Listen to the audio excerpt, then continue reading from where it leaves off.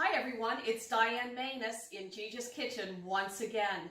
Today we're going to do wedding soup. Now I posted a little bit of a background on what the wedding soup is, and the background on it is it was a marriage between vegetables and meat. So they called it the wedding soup. It had nothing to do with going to a wedding and eating soup. So before we get started, let's talk about this pot. Because I always like to go back in and talk about something from my childhood growing up. My dad taught me most of the cooking. However, there was a lady across the street from us. Her name was Mrs. Morocco. She was a cook at the Italian home, and when she passed away, her son was kind enough to let us have some of the pots and pans that she used to prepare some fantastic meals, not only in her kitchen, but in the Italian home kitchen too. So this pot's in honor of Mrs. Morocco. Those of you from Washington Street, if you can remember Mrs. Morocco's first name, let me know. Give me a shout out. Let me know what it is. All right, so let's get started. So I posted earlier all of the ingredients that we were going to work with. The kinds of chicken. I have breasts and I have some thighs here. 3 breasts, 2 thighs. And then, as you recall, we did meatballs before, so I just made some mini meatballs for today's soup. So what we're going to do is we're going to add everything into this pan here. That way, you know exactly what we're putting in it. We're going to go ahead in and add the chicken. Let me just go ahead and pick this up and we'll get that in there. Okay. These are 4 cups. Love me some mason jars. I use mason jars for everything, and I'll talk to you about that later on.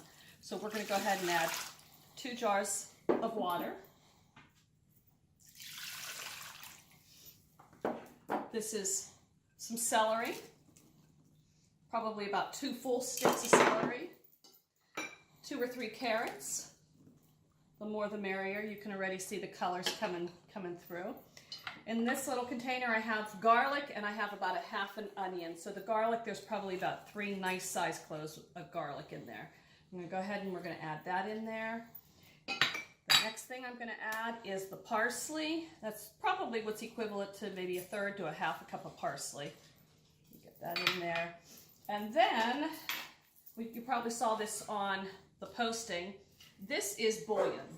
This is chicken bouillon. It comes in cubes. I used to love the little containers when I was little. I love that they came in small little cubes, so this is my favorite. And I'm going to put about 8 of these in. I'm just going to go ahead and throw those all in. A little bit of salt.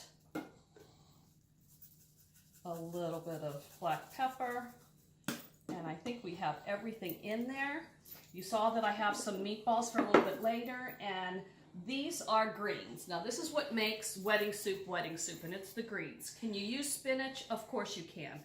I use either endive or escarole. Those are my favorites. They're a little bit sweeter, and I'll show you when I put those in a little bit later. So let's go ahead and just mix this up a little bit. We'll go ahead and put it on the stove and get it started. And I went ahead and started a pot earlier today. So if you want to come over here and take a peek at it, this is what we have. Now what I did was I already took out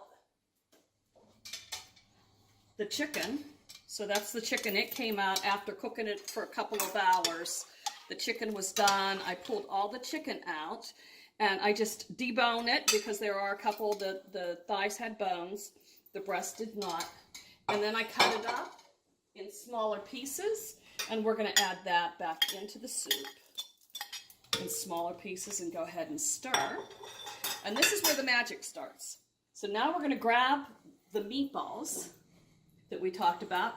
I don't even have them cooked. I'm just going to throw them in uncooked so that they just kind of, all the flavors work together, the meatballs and the greens.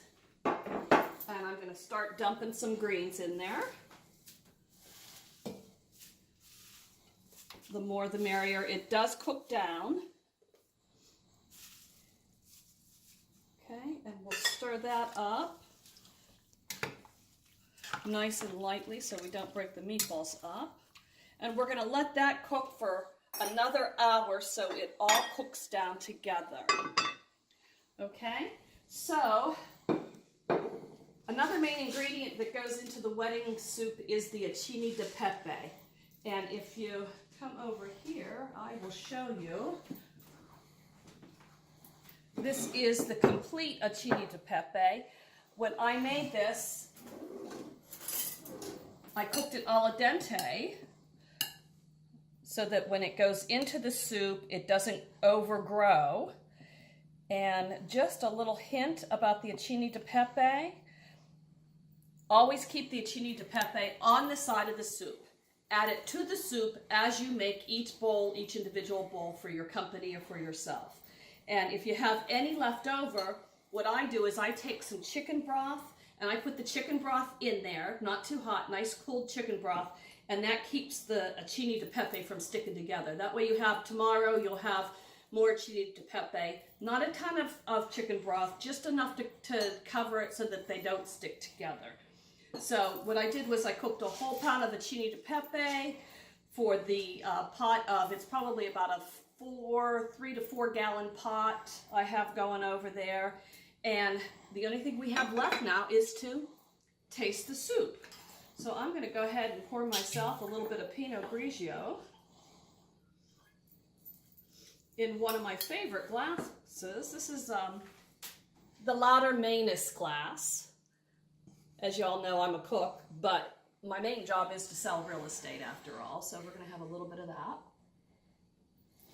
And I went ahead and I made myself a nice bowl. This is what the finished product looks like. You could put more broth in there if you want. I like it hearty, just like this. And I'm going to add a little bit of Parmesan cheese to it. We're going to go ahead and taste it. A little bit of the definitely good. Let me get a meatball. Go ahead and get a meatball out of there.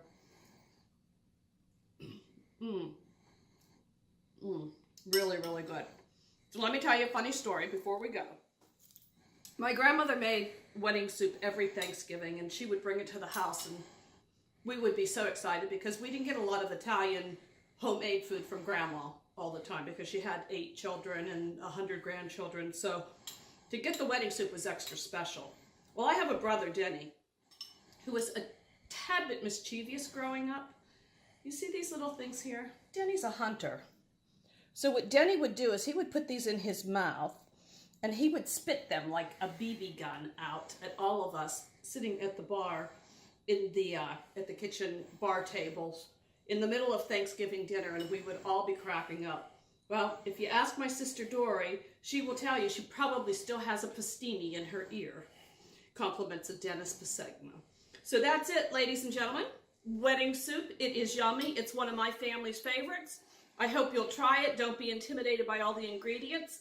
I'll post the recipe, and as always, if you have any questions, just send me a private message. I'll answer it.